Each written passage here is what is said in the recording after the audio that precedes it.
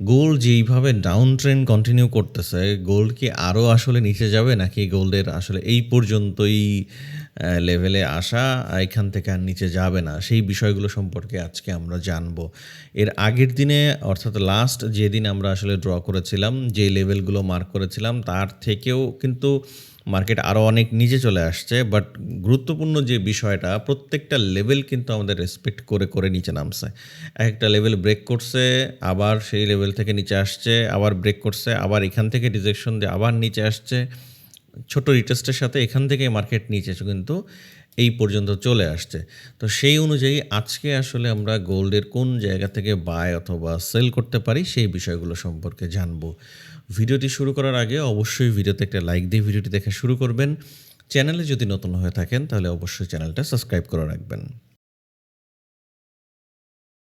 ওকে, তো আজকে আসলে আমরা দেখব যে এক্স্যাক্টলি কোন, কোন লেভেল থেকে আমরা বাই অথবা সেল করতে পারি। আমি পূর্বের যত লেভেলগুলো ছিল সেগুলো রিমুভ করে দিচ্ছি। বাই দ্য ওয়ে, আপনি যদি এখনও আমাদের টেলিগ্রাম চ্যানেলে জয়েন না থাকেন, নিচে ডেসক্রিপশনে লিঙ্ক দেওয়া আছে। যদি ইউটিউবে দেখেন তাহলে তো ডেসক্রিপশনে লিঙ্ক পাবেন। ফেসবুকে দেখলে কমেন্ট সেকশন চেক করলেই আপনি আমাদের টেলিগ্রামে জয়েন করতে পারেন। কারণ হচ্ছে আমাদের প্রতি সপ্তাহে যে শুক্রবারে লাইভ ক্লাসটা হয়, এটা যদি আপনি মিস করতে না চান তাহলে অবশ্যই আপনাকে টেলিগ্রাম চ্যানেলে জয়েন থাকতে হবে।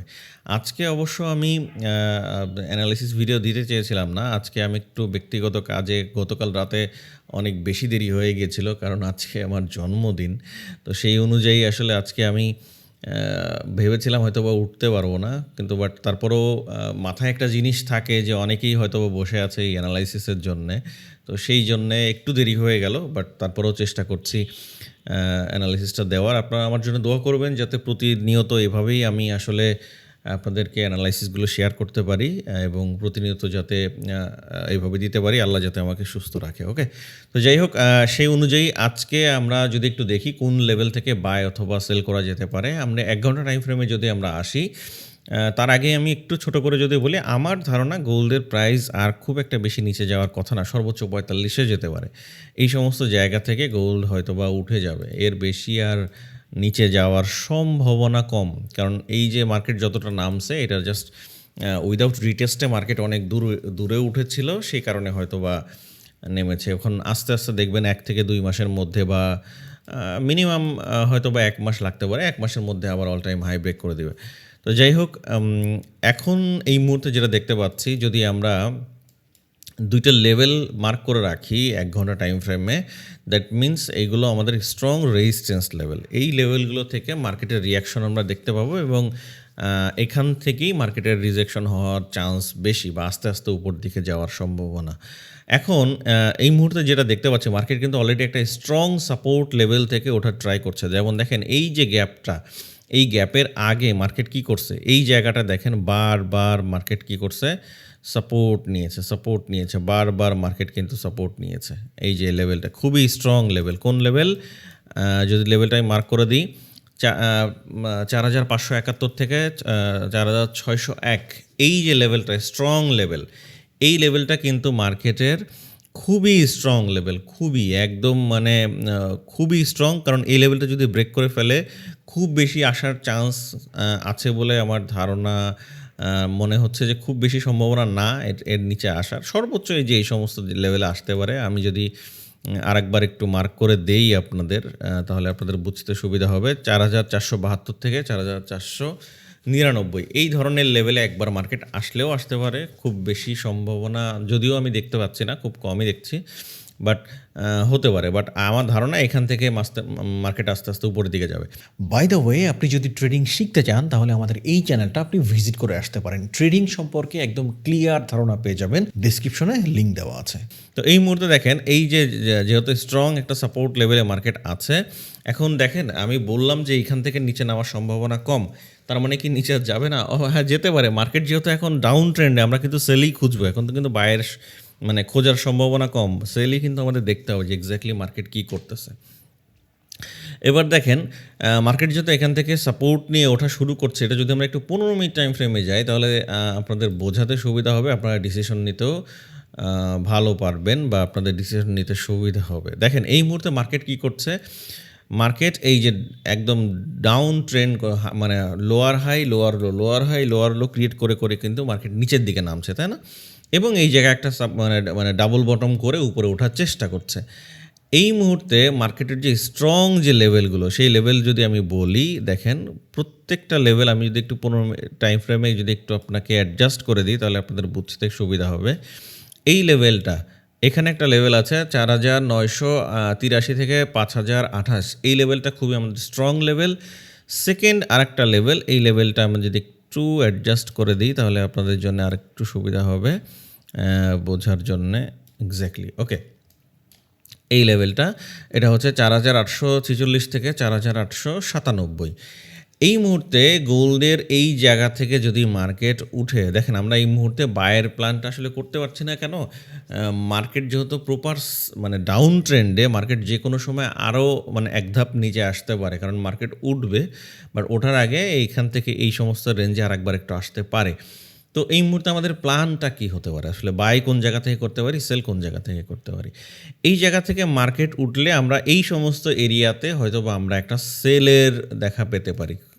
কোন জায়গা থেকে? এই যে এখান থেকে মার্কেট যে রিজেকশন নিয়ে উঠছে, এই সমস্ত জায়গা থেকে যদি আমরা কোনো সেল পাই, তাহলে আমাদের এই সমস্ত জায়গায় ফার্স্ট টার্গেট আসতে পারে। কোনোভাবে যদি এই লেভেলটা ব্রেক করে ফেলে, ভালো করে বুঝবেন কোন লেভেল, 4846 থেকে 4897। যদি কোনোভাবে এই লেভেলটা ব্রেক করে ফেলে, সেক্ষেত্রে আমাদের নেক্সট সেলের টার্গেটটা হচ্ছে এই লেভেল, অর্থাৎ 4938 থেকে 5028। এই লেভেল থেকেও আমরা কিন্তু ছোটোখাটো একটা মুভ দেখতে পারি। মার্কেটে আমরা আপ ট্রেন্ড ততক্ষণ না পর্যন্ত দেখব, যতক্ষণ না পর্যন্ত মার্কেট এই 5028-এর উপরে সাস্টেইন করবে।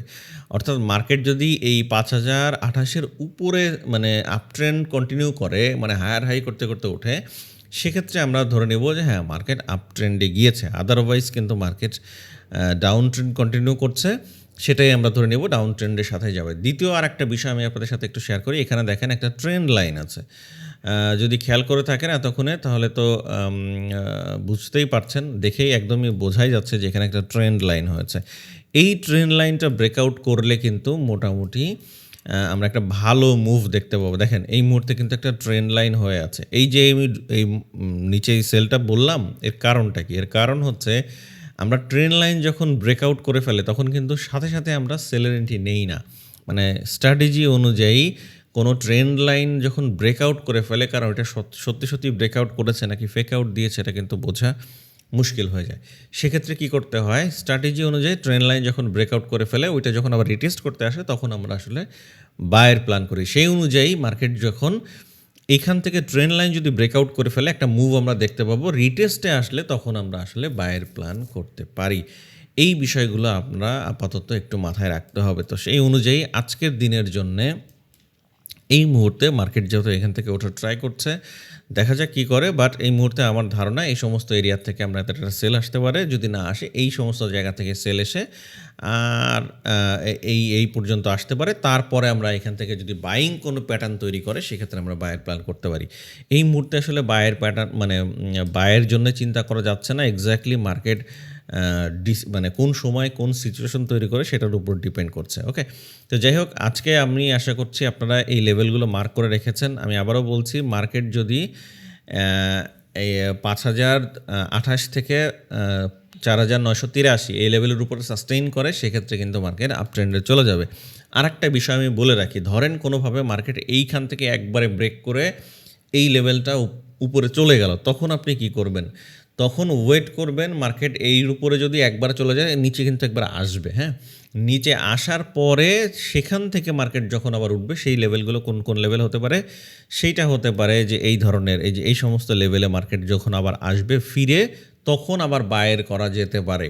হ্যাঁ, কারণ এই সমস্ত লেভেলে আসলেই তারপরেই মার্কেট তখন আস্তে আস্তে উপরের দিকে ওঠার চেষ্টা করবে। কারণ কি, এই যে ট্রেন্ড লাইন, এই ট্রেন্ড লাইন যখন ব্রেক করে ফেলবে, তখন এই ডাউন ট্রেন্ডটা আসলে ক্লোজ হয়ে যাবে, তখন শেষ হয়ে যাবে। কারণ কি, এই প্রত্যেকটা মুভগুলো বোঝার চেষ্টা করেন।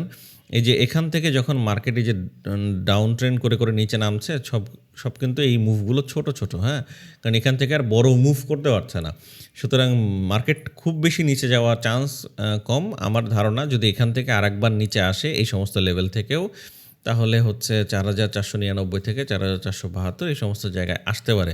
বাট তারপরেও মার্কেট যখন যেই সিচুয়েশন করবে সেই সিচুয়েশন অনুযায়ী কিন্তু আমাদের ডিসিশনটা নিতে হবে। ওকে, তো সেই অনুযায়ী আজকে হয়তো বা আপনি বুঝতে পারছেন যে কোন কোন লেভেল থেকে আমরা বাই অথবা সেলের প্ল্যান করতে পারি। বায়ের এই মুহূর্তে প্ল্যান তো কম, বাট সেলটা আসলে আমরা সাধারণভাবে যেহেতু মার্কেট ডাউন ট্রেন্ড, সেলটা নিতে পারছি। এই সমস্ত লেভেল থেকে রিজেকশন আসলে এখান থেকে কোনো প্যাটার্ন তৈরি হলে সেল নিতে পারি। সেকেন্ড, যদি ডিরেক্ট এই জায়গা ব্রেক করে ফেলে তাহলে এই সমস্ত লেভেল থেকেও আমরা একটা মোটামুটি সেল পাবো, অর্থাৎ এই যে এই লেভেল 4,983 থেকে 5,028 এই লেভেল থেকেও আমরা একটা, যদি এই লেভেলটা ডিরেক্ট ব্রেক করে ফেলে, হ্যাঁ, তাহলে এই লেভেল থেকে আমরা একটা সেল পাবো ইনশাআল্লাহ। ওকে, তো আশা করছি আপনারা বিষয়গুলো বুঝতে পেরেছেন। মার্কেটে ধৈর্য ধরবেন, একটু সময় দিবেন, মার্কেটের সিচুয়েশনগুলো বোঝার চেষ্টা করবেন। আদারওয়াইজ এই মার্কেটে টিকে থাকা কিন্তু ইম্পসিবল। এর আগে একদিন একজন কমেন্ট করেছিলেন, ভাই আপনি এক্স্যাক্টলি বলে দেন না কেন? এক্স্যাক্টলি আমি ওই টাইমে তো মার্কেটে থাকি না, ওইখানে আসলে কী সিচুয়েশন হচ্ছে এই কারণে বলতে পারি না। দ্বিতীয় বিষয়, আমি তো জানি না যে কী হবে। আমার বিষয় হচ্ছে যে আমি ভাই মার্কেটে থাকি, আমি সিচুয়েশনগুলো বোঝার চেষ্টা করি, আপনাদের সাথে সিচুয়েশনগুলো শেয়ার করার চেষ্টা করি, এবং আমি যখন এন্ট্রি এক্সিকিউট করি সেই সময়ে ওই সময় পরিস্থিতিটা কী হচ্ছে সেইটা বোঝার চেষ্টা করি। সেটা বুঝে আমার স্ট্র্যাটেজিতে যদি সব কিছু ঠিক থাকে তাহলে আমি এন্ট্রি এক্সিকিউট করি, যদি ঠিক না থাকে তাহলে এন্ট্রি নেই না। সহজ বিষয়, হ্যাঁ। তো সেক্ষেত্রে আমারও এসএল হয়, আবার আমারও টিপি হয়। তো আমার বিষয় হচ্ছে আমার 50% উইন রেশিও থাকলে আমি খুশি। মানে আমি 10টা এন্ট্রি নেই, তার মধ্যে 5টা যদি আমার টিপি হিট করে তাহলে আমি খুশি, এবং আমার 1:2 এক্স টু রিওয়ার্ড রেশিও থাকে, আমার প্রবলেম হয় না। সুতরাং আপনাদেরও যদি 1:2 রিস্ক টু রিওয়ার্ড রেশিও থাকে এবং 50% আপনি উইন রেট থাকে আপনার স্ট্র্যাটেজিতে, দেখবেন আপনার এত টেনশন থাকবে না, তখন আপনি অনেক চিন্তামুক্ত থাকতে পারবেন। আর একটা বিষয় একটু বলে রাখি, আগামী 10 তারিখ থেকে কিন্তু আমাদের নতুন ব্যাচ শুরু হচ্ছে। যারা আসলে জয়েন করতে চান তারা চাইলে আমাদের টেলিগ্রাম চ্যানেলে ঢুকে পিন পোস্ট চেক করলে এখানে ডিটেলস দেওয়া আছে। আর গত শুক্রবারে যারা লাইভ ক্লাস করেছিলেন তারা তো এই বিষয়গুলো সম্পর্কে জানেনি। ওকে, তো আজকে এই পর্যন্তই, দেখা হবে আগামীকাল। সে পর্যন্ত ভালো থাকবেন। আসসালামু আলাইকুম।